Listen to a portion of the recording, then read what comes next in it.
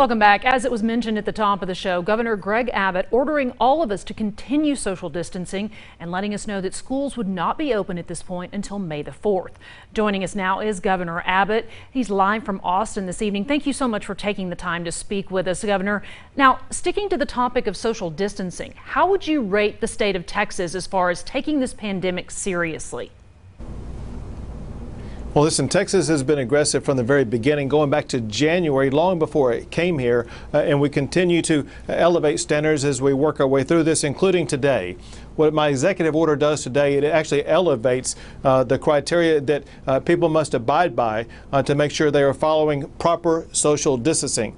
As of today, with my executive order, people can engage only in what are categorized as essential services. If you're not involved in an essential service, you basically need to remain at home. What this will do, it will ensure that we have fewer people interacting with others, making sure that we do even more to slow the spread of the coronavirus in Texas.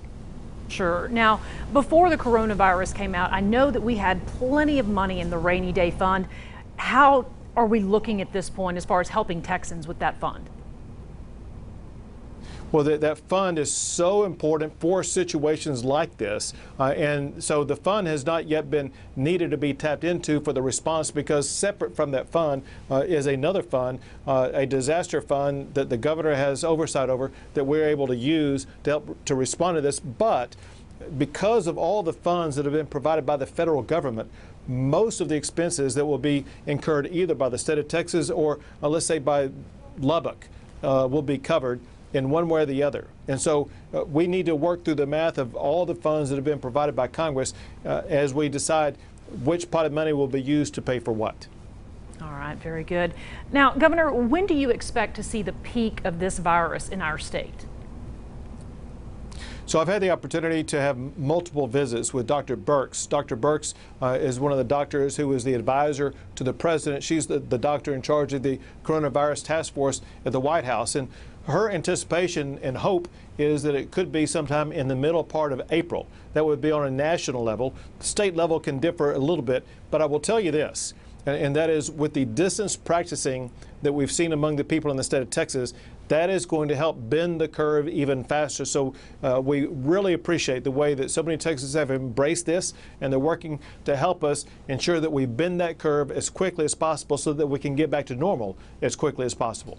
For sure. One more question. Now, do you anticipate having to impose any further restrictions on people's movements in Texas if they are refusing to take part in that social distancing and they're not taking it seriously?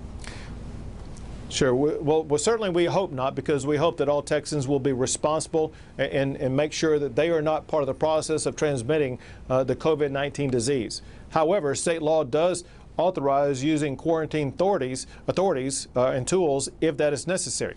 Hopefully it won't, but if people are not following the law, quarantine may be required. Thank you so much. I know you are so busy right now, and we appreciate everything that you're doing for your leadership and for the state of Texas.